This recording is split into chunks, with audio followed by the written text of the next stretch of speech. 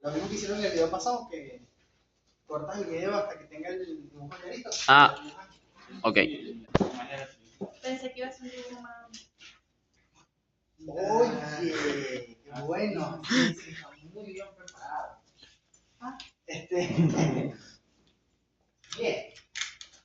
Como bien acaban de indicar, lo que acabo de dibujar es un mecanismo de Leva radial con seguidor de cara plana recíproca. reciprocante, ¿verdad? ¿Y por qué? Porque en esta unidad de aceleraciones, el primer desafío va a ser encontrar el mecanismo equivalente antes de plantear todo. ¿Sí? En este caso, pues, hemos planteado este mecanismo, ¿verdad?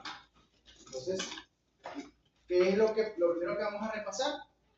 Las definiciones de mecanismo equivalente que ya vimos en el contenido de levas, ¿verdad? Nosotros hablamos un poco de diferentes tipos de mecanismos equivalentes, ¿verdad? En este caso tenemos una leva radial con un seguidor de cara plana reciprocante, o sea que cuando la leva gira, esto va a ir hacia la derecha y hacia la izquierda, sin mucho que sacar, ¿no?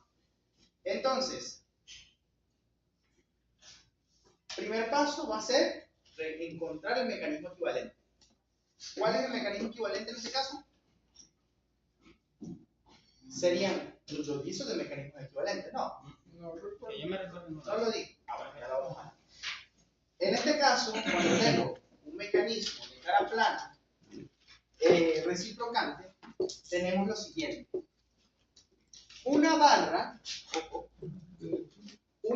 que va desde el centro de giro de la leva hasta el centro de curvatura de la leva.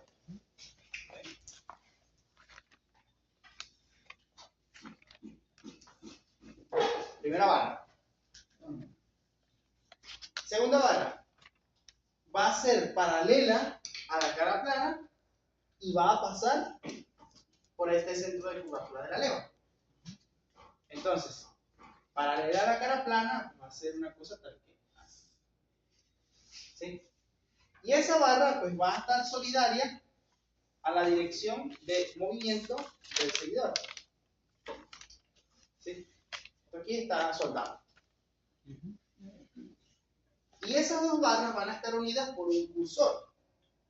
Ese cursor va a ser articulado en la barra que representa la leva y va a ser pasante en la barra que representa al seguidor. O sea, así. Aquí es pasante. ¿Cómo? Ya va a poder repetir eso, por favor. ¿Por qué hace eso? Ya van a ver por qué. Fíjense cómo se mueve la leva. Si yo muevo la leva, ella gira y hace que el seguidor suba y baje. Ahora, si yo me olvidara de la leva y del seguidor, acabo de crear un mecanismo que se mueve igual. Sí, son equivalentes. ¿Sí? Fíjate que cuando esto se mueve, el cursor sube, baja y esto reciproca. ¿Sí? O sea, lo que estoy creando es un mecanismo conocido que se mueve exactamente igual al que tengo. Entonces, fíjate que cuando la leva es radial con un seguidor de cara plana reciprocante, su mecanismo equivalente va a ser dos barras y un cursor. Entonces ahí es donde aparece un refrán. Dos barras con un cursor es leva con seguidor. La manera de uno aprenderse estos mecanismos equivalentes, ¿no? Entonces vamos a ¿Dos barras y un cursor es qué? leva con seguidor. Porque fíjate, es lo que acabamos de lograr. ¿Sí? Ahora, antes de ir calculando aceleraciones, pues vamos a hablar de los mecanismos faltantes. Lo vamos a poner aquí al lado. Si yo tengo ahora un mecanismo de leva radial con un seguidor de cara plana, pero oscilante,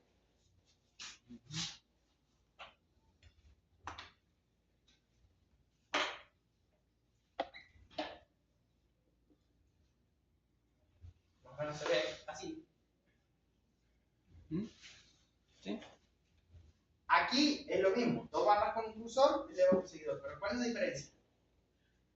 Tenemos barra que va de centro de giro de la leva a centro de curvatura de la leva.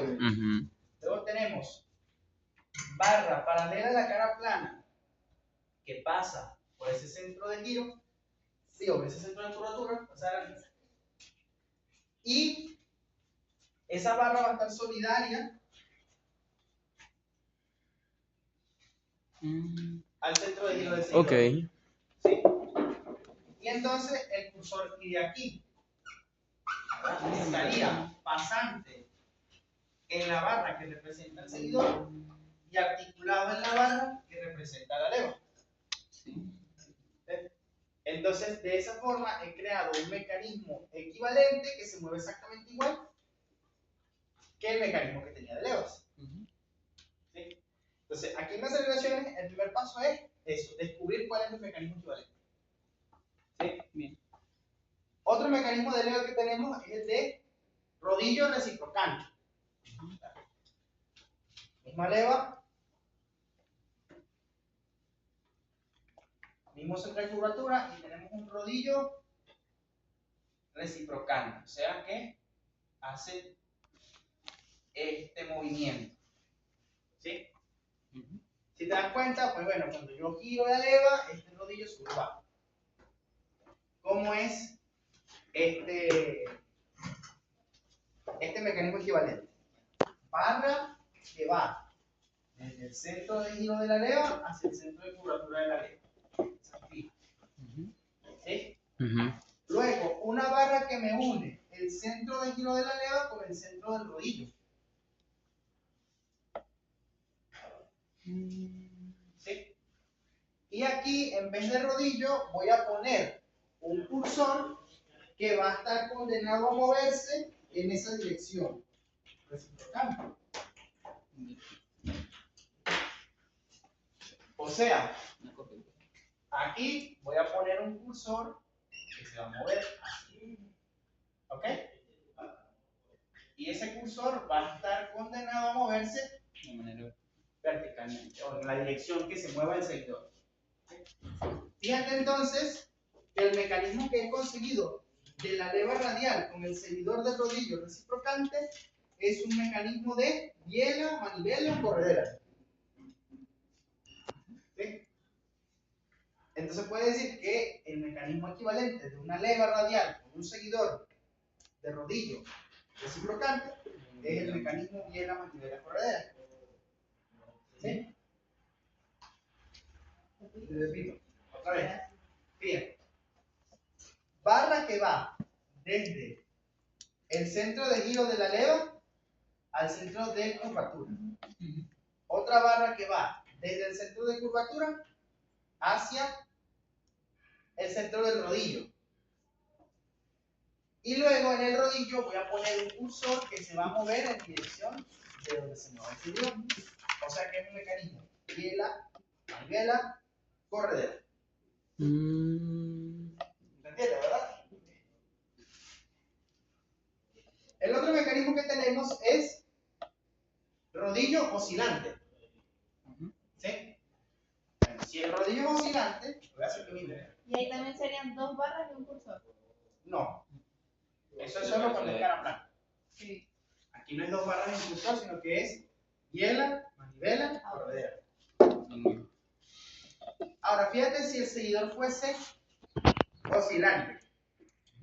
Si el seguidor fuese oscilante, entonces ¿cómo vamos a hacer el mecanismo equivalente? Esta barra sigue siendo la misma entre el centro de giro de la leva y el centro de curvatura de esa misma leva, pero luego va a haber otra barra que va a conectar el centro de curvatura con el centro del rodillo. Y luego una barra que me conecta el centro del rodillo con su centro de giro. ¿Qué mecanismo es ese? De 3 barras, ¿no? Sí, de 4. Bueno, con el marco. Con el marco. Ah, ok. O sea que este mecanismo, el equivalente a una leva radial con un seguidor de rodillo oscilante, es el mecanismo de 4 barras. Pero fíjate una cosa interesante. Ese mecanismo de 4 barras tiene una particularidad y todos lo tienen. Y es que el tamaño de esta barra no es fijo. No tiene. Este va variando, porque esto va variando en función de la distancia entre este centro y este centro, que conforme se va moviendo la leva, pues no es constante. Ujú. Ahora, este sí es constante y este sí es constante. Entonces, eso quiere decir que aquí en este caso también, fíjate que esta barra tiene que crecer. O sea, estos mecanismos son instantáneos. Los mecanismos equivalentes tienen esa característica. Funcionan exactamente igual a la cinemática del mecanismo original, pero instantáneo, o sea, en cada instante de tiempo. Entonces, por eso digo, ahí está el problema de usar método analítico. Yo tengo que estar dibujando cada vez y calculando todo cada vez. ¿Preguntas por los mecanismos equivalentes? ¿Se pierde precisión al hacer los mecanismos equivalentes? No. No. La cinemática es exactamente la misma. Okay. O sea, la velocidad que tú calcules con la leva es igual a la que calcules con el mecanismo equivalente. Por eso se llama así. Mecanismo equivalente.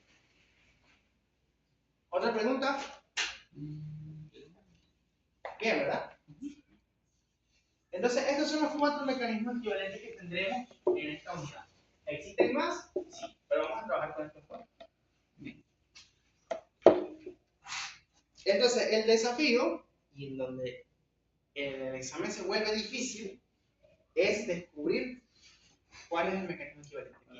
Ese viene siendo el reto, ¿verdad? Ese es el reto. ¿Por qué? Porque lo demás ya lo sabemos. Entonces, ¿por qué? Porque hay mucha gente que se confunde cuando yo doy la velocidad angular. Porque yo te puedo dar, por ejemplo, si es una leva radial con un seguidor de cara plana oscilante, yo te puedo dar la velocidad angular del seguidor. Entonces hay gente que se confunde y dice, en la velocidad que me den de entrada es la de la leva. Y eso no es necesariamente cierto. Yo puedo dar la del seguidor. Entonces, ¿qué es lo que a mí realmente me va a identificar las cosas? El contacto. La que tenga cara plana es seguidor. ¿Sí? Y lo mismo aquí. Yo aquí te puedo dar seguidor. La omega del seguidor. O te puedo dar la velocidad lineal del cursor. O sea, el hecho de que yo dé un dato de velocidad angular de entrada, eso no quiere decir que estoy diciendo quién es leve y quién es seguidor. Porque estoy evaluando que tú puedas identificar. Entonces, ese es el primer reto de esta unidad. Muy bien, y ya de aquí para adelante es un repaso de mecánica 2. Calcular velocidad y calcular aceleración. Entonces, vamos a utilizar este ejemplo. Para calcular velocidades y aceleraciones y así nivelar las deficiencias que tengamos o mejorar las fortalezas que tengamos. ¿Ok? Entonces, bien, vamos a ponerle. Ahora, una vez que yo descubro el mecanismo equivalente, me olvido del anterior. Y defino los puntos y los cuerpos en función del mecanismo equivalente. ¿Ok? Entonces va a ser así. O, A. Y este será el cuerpo 2. Cuerpo 3 sería el impulsor. Y cuerpo 4, la barra que representaría al seguidor. Este mecanismo también se conoce como mecanismo de retorno rápido, si te das cuenta. ¿Sí? Porque puede ser, según lo que yo configure mi leva, yo puedo hacer que el retorno del seguidor sea más rápido que el ascenso. ¿Sí? Muy bien. Una vez que tenemos esto identificado, ¿Como la limadora? como la limadora. Pero ese es un sistema bien la manivela. En ese caso usaron un sistema bien la manivela para hacer el retorno rápido porque tienen mucho espacio que cubrir. Esto puede funcionar, por ejemplo, en un motor, que son mecanismos pequeños pero que necesitan que se muevan. ¿Sí? Entonces, de aquí lo que tenemos que hacer es todo lo que ya sabemos de velocidades que vamos a presentar de mañana. Primer paso, ¿cuál es? Buscamos con la velocidad angular la velocidad en el punto A.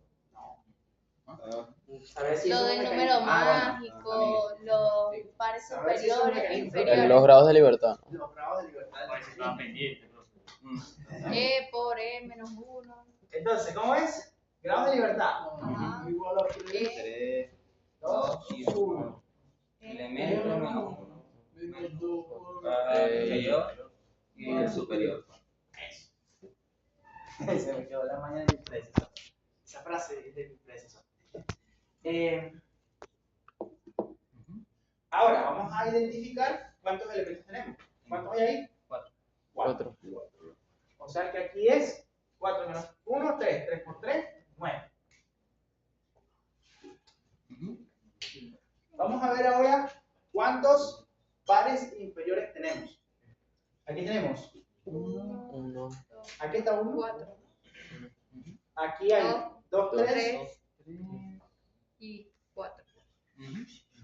Entonces, menos 8. 2 por 4, 8. ¿Pares superiores? 0. 0. Ok, mecánico. O sea que eso es un mecanismo que tiene un grado de libertad. ¿Por qué no hay pares superiores ahí? Si la leva tiene un par superior aquí. La leva. Porque estamos trabajando con el mecanismo equivalente. O sea, me estoy quitando de encima eso. ¿Se entiende? Pero en velocidades no se puede hacer eso, ¿verdad? ¿Cómo? Pero que no vamos a Mecanismo tomar. equivalente. Sí, es que esto es antes de hacer cinemática. Yo estoy haciendo el mecanismo equivalente para olvidarme del anterior. Así me quito de encima lo del teorema de Kennedy y toda la parafernalia que. Ahora, ya sabemos que eso es un mecanismo. ¿Cuál es el siguiente paso? Descartar el método de Searle. Lo de la combinatoria. Exacto. Análisis. Entonces, ¿cuál es el número de Searle posible? Sobre menos 1. Menos 1. Entonces, tengo que buscar el número de Searle. E por E menos 1 de 2. Sería 4 por 3, 2 de 2, 6. Entonces, ¿cuál es mi número mágico? Sería 4. Que es la mitad más 1. Vamos a ver cuántos tenemos aquí. 1. Aquí tenemos 2. Sí. 3. 3 con esto. Y el 4 no sería el infinito. Sí. Del pasador. 1, Sí, eso. 2, 3. Ese está en el infinito. No, pero ahí no habría uno Ajá. entre el elemento 2 y 3. Dices, O, O 1, 1, 2. Aquí estaría O O, 2, 3, 3, O, 3, 4. o En el 1, 3. infinito ¿No sería? no hay sí, 1, sí, 3. Sí. Este cursor no le puedes conseguir ser absoluto porque está en movimiento plano general. Sí. Entonces está O1, 2. Aquí puede estar, vamos a marcar. Porque está en movimiento de plano general. Claro, Rotando porque y a la vez. esto puede rotar y puede trasladarse. En este caso se está trasladando así, está dando, palabra cierta, está dando un movimiento que es combinación de otros. Entonces aquí tenemos 1, 2. En este contacto tenemos el O, 2, 3. En este El contacto 3, 4. tenemos en el infinito el O3, 4. Así. Y aquí en el infinito perpendicular a esta velocidad tenemos el O1, 4. O sea que se puede salir por sí. Ajá. Bien. Pero fíjense en la cáscara de mango que tiene el ejercicio. ¿Para qué yo calculo uso el método de Searle? Porque estoy buscando una velocidad angular de un elemento objetivo. Pero el cuerpo 4, que es mi objetivo, no tiene velocidad angular porque está en traslación pura. Eso sí es verdad. Entonces esto es, aunque pueda que salga por Searle, esta velocidad relativa decae. ¿Se entiende? ¿Por qué? Porque el método de Searle me sirve para calcular la velocidad angular de un objetivo. Pero si aquí mi objetivo es el 4, entonces estamos fregados porque este elemento no se mueve, no tiene velocidad angular. Se mueve en una trayectoria y está en traslación pura. Entonces, aquí le vamos a decir al sistema no Searle, B. pero con un asterisco.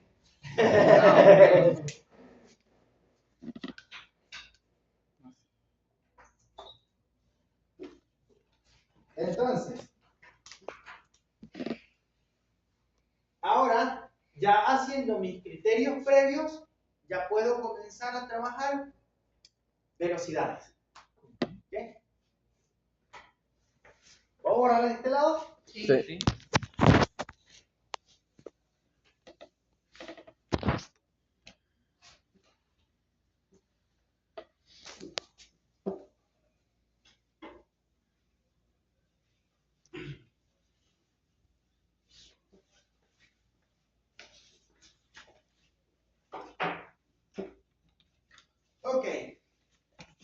Entonces ahora mi siguiente paso es calcular velocidades. Entonces, fíjate que ya el ejercicio ahí de cara nos está enfrentando a un análisis de punto coincidente en el punto A. ¿Ok? Entonces, ¿cómo empezamos allí? Vamos a decir cálculo de velocidades. O A igual. Le ponemos títulos porque hay gente que me pide títulos. Gracias, gracias. Ok, ahora sí. Velocidades. Sería, ahora sí empezamos. Velocidad de A que pertenece al cuerpo, 2. Eso va a ser igual a ¿qué? A W2 por la distancia OA, que sería perpendicular a OA y va hacia allá. Hacia la derecha, exacto, porque la omega es horaria. Excelente. Entonces ahora podemos hacer un movimiento compuesto entre una partícula A2 y una partícula A4, porque A2 y A3 son iguales. ¿Sí? ¿Se entiende por qué? Sí. Ahora, en ese análisis, ¿quién va a ser base y quién va a ser problema? ¿Quién sería base? ¿A2 o A4? Yo diría que A4. A2 en todo caso. Ajá. ¿A2 por qué? Porque está rotando. Es más fácil describir la trayectoria lineal del seguidor. Ajá. Entonces, vamos a hacer ese Duncan Experiment. Si yo fijo A2, la barra 4 va a poder rotar, pero también va a poder trasladarse. Este par es pasante. Sí. O sea que si yo fijo A2, la trayectoria relativa es una curva desconocida. Sí. Pero si fijo 4 es Pero solo si hacia fijo arriba y la abajo. barra, Solamente está haciendo. la trayectoria relativa va a ser esta. Mm. Entonces, por lo tanto, en este análisis, aunque la cinemática conocida sea de la partícula 2, mi partícula base va a ser A4. ¿Ven lo engañoso que se puede poner un Sí, ejercicio? por la trayectoria. Sí, por la trayectoria relativa. Exacto. Porque ahí no vale de dónde tenga yo la cinemática conocida. Lo que vale es el criterio de trayectorias relativas. ¿Se entiende, verdad? Sí. Excelente. Entonces puedo decir, voy a hacerlo abreviado porque ya esto lo vimos en velocidades. Ustedes en velocidades no lo van a hacer abreviado, por supuesto. Voy a decir MC, o sea, movimiento compuesto, entre mi partícula base que es A4 y mi partícula problema que será A2. Entonces, ¿cómo será mi velocidad?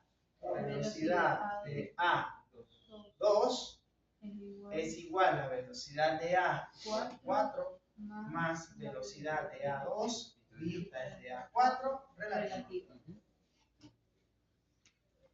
Y despejamos de Velocidad A4. ahora conozco. Entonces vamos a ver quién conocemos y quién no. Eso es con color azul. Velocidades azules. Entonces,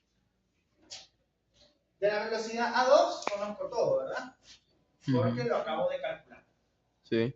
Velocidad de A4, ¿qué conozco y qué no? Pues desconozco su magnitud, pero sé que es paralela a esta dirección que la vamos a llamar YY. ¿Ok? Esa no sería la velocidad de A2 y de A4. No, sí, es eso, sí. Esa velocidad de A4, de A que pertenece al seguidor, y como esa trayectoria es de traslación pura, todas las velocidades son iguales. Sí.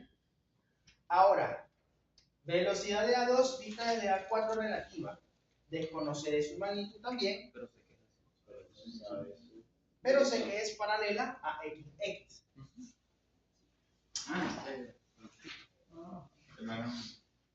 ¿Entendiendo, verdad? Sí. Genial, entonces ya puedo dibujar mi respectivo polígono de velocidades. Hago polo de velocidades. Y dibujo la velocidad absoluta que conozco. En este caso la que conozco es velocidad de A2. Que va como hacia la derecha no tanto, como más hacia abajo, ¿verdad? Así mismo. Entonces me planto perpendicular calcular aquella línea más o menos así.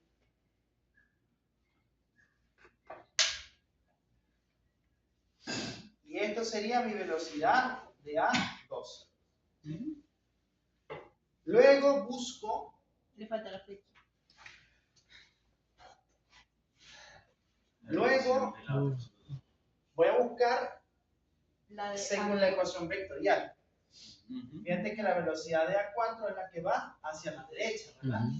Vamos a hacer esta escala de velocidades un poquito más grande.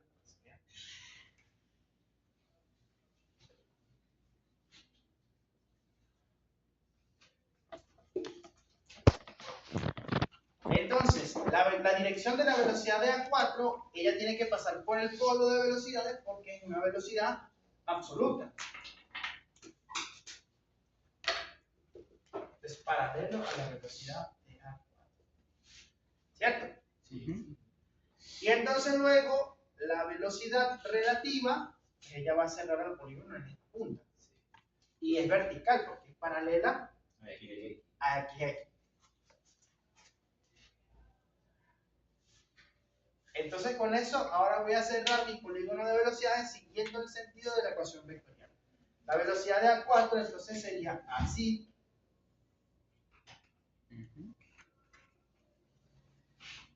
Y la velocidad de A2 vista desde A4 es hacia abajo.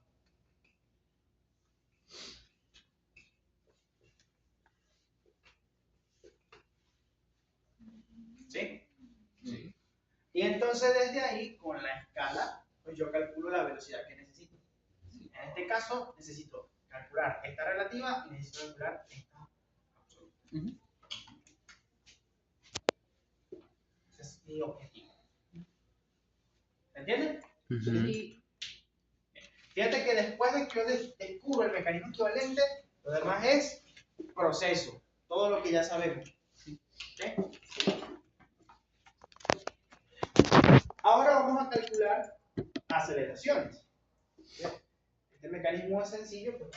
Cuando en el examen de aceleraciones el mecanismo es así sencillo, generalmente se da para calcular velocidades y aceleraciones también. Si el mecanismo es demasiado complejo como para calcular velocidades y después aceleraciones, entonces se da el polígono de velocidades. Se daña. Los valores. Les doy el polígono y yo la escala. Pero no les voy a decir las etiquetas. No voy a decir que esta es A2, A2 y esta es A4. El puro polígono le pongo una letra por ahí de pista y ustedes deben interpretar eso para poder encontrar las velocidades que necesitan. ¿Sí? O sea, esa habilidad de hacer la ingeniería inversa al análisis que ya hizo, es importante también. Dicho de otra manera, Desarrollar. llegamos ahí y tenemos que intuir cómo llegamos hasta ahí y con eso interpretamos. Y con eso arrancamos aceleraciones. Voy a borrar este pedacito. No, sí. Profe.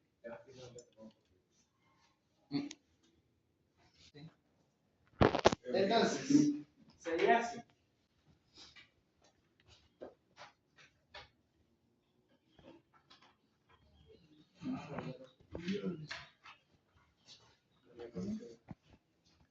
Le falta la flecha.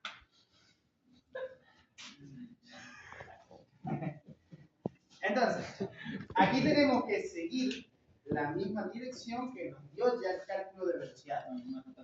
Exacto. O sea que la misma definición de partícula va sin problema. Aceleración de A2 sería igual a aceleración de A2 normal más aceleración de A2 tangencial. ¿Por qué defino las dos? Porque este cuerpo está en rotación de eje fijo, entonces todas sus partículas tienen una trayectoria circular que tendrá aceleración normal y tangencial respecto al resto. Definición mecánica 2. Ahora, si yo vamos a asumir que esa velocidad que di ahí era constante, la aceleración de A2 tangencial sería 0. Entonces me estaría quedando solamente con la aceleración de A2 normal.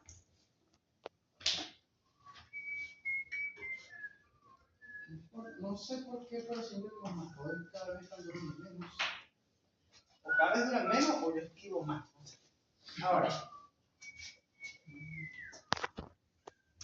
aceleración A2 normal sería omega 2 al cuadrado por OA, paralelo a OA dirigido hacia el centro del giro, porque es una aceleración normal. ¿Ok? Esa la conocemos completa. Ahora vamos a hacer este mismo movimiento compuesto, teniendo a A2 como partícula problema y a A4 como partícula Base. base. Porque es paralela. La normal no debería ser perpendicular a la base. Al revés, la normal es paralela a OA y la tangencial es perpendicular. Porque acuérdate que o sea, en una trayectoria circular, este cuerpo tiene la aceleración normal hacia adentro y la otra que depende de omega punto es la que va perpendicular. ¿Sí? Ok. Ahora vamos a montar esta ecuación, pero de aceleración. Espérense de la ecuación de 5 componentes. Coriolis. Sería aceleración, vamos a ver, movimiento compuesto A4, A2. Bien. Luego, aceleración de A2, que ya sabemos que es nada más la normal, es igual a aceleración de A4 normal más aceleración de A4 tangencial más aceleración de A4 vista desde A2 normal relativa más aceleración de A4 vista desde A2 tangencial relativa Profe, ¿no más sería de A2 vistas de A4? No, porque acá cuesta. A2 vista desde A4, ¿cierto? A2 vista desde A4 más aceleración de Coriolis. Voy a borrar esta parte de velocidad.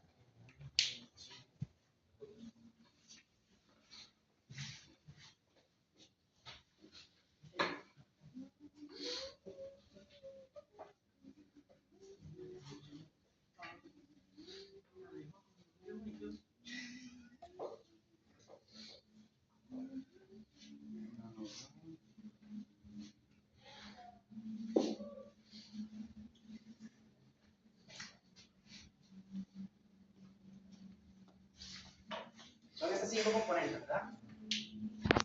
Ahora, ¿qué conocemos y qué no? La aceleración de A2 la conocemos completa porque ya la calculamos, ¿verdad? La acabamos de calcular.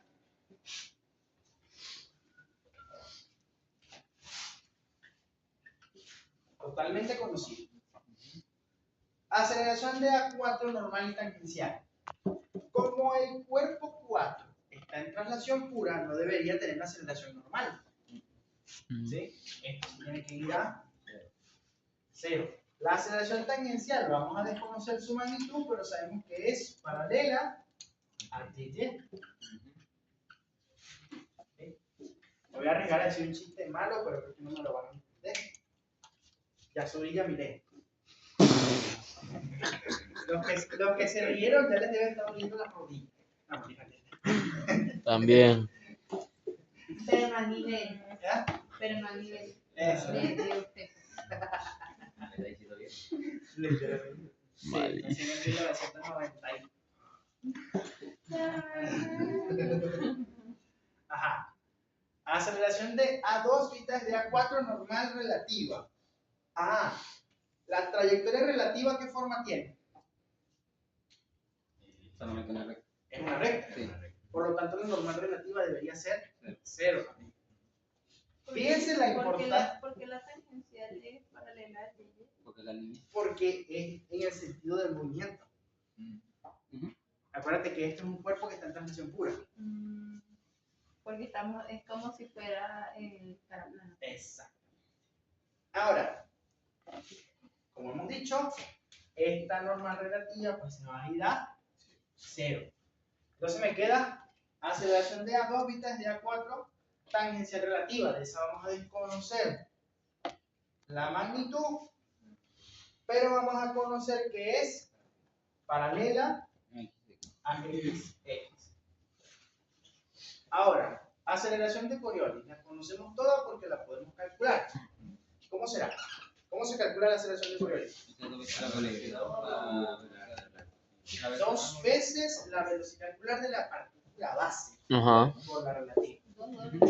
O sea, Velocidad de A2.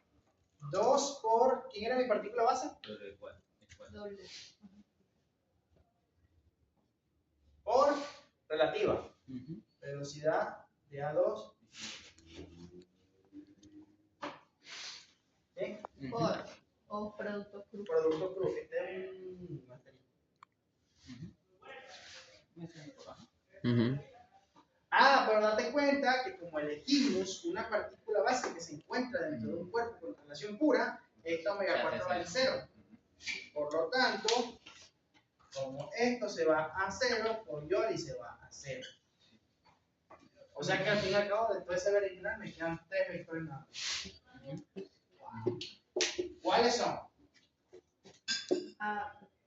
¿Cuáles iban a hacer? Me queda Aceleración de A2. aceleración de A2. ¿Qué es aceleración de A2? La normal.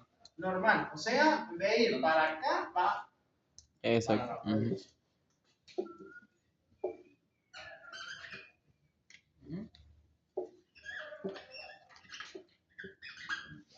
¿Eh? Luego, aceleración de A4 tangencial, que es la que debe pasar por el polo, es horizontal.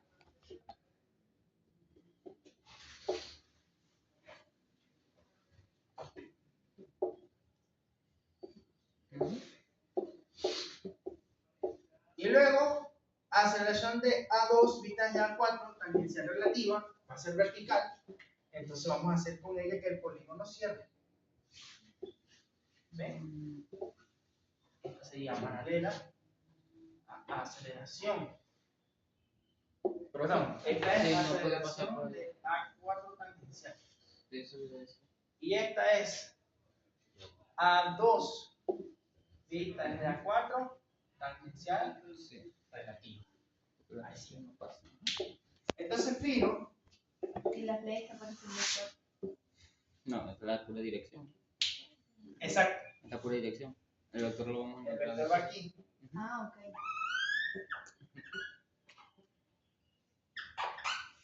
Entonces, esta que está aquí sería aceleración de A2 vistas de A4 tangencial relativa. Y luego este es, perdón, sigo con mi idea ahí. Aceleración de A4 tangencial. Y esta es aceleración de A2 vistas de A4 tangencial relativa. Hasta a mí me confundió. ¿Sí? Entonces, de esa manera es como voy a calcular aceleraciones en mecanismos planos. Bien. Fíjate y date cuenta de eso. Estoy haciendo un procedimiento que comienza con el discernimiento del mecanismo equivalente. O sea, voy a primero averiguar que ese mecanismo cuál es, quién es leva, quién es seguidor. Ese es mi primer paso. Mi siguiente paso va a ser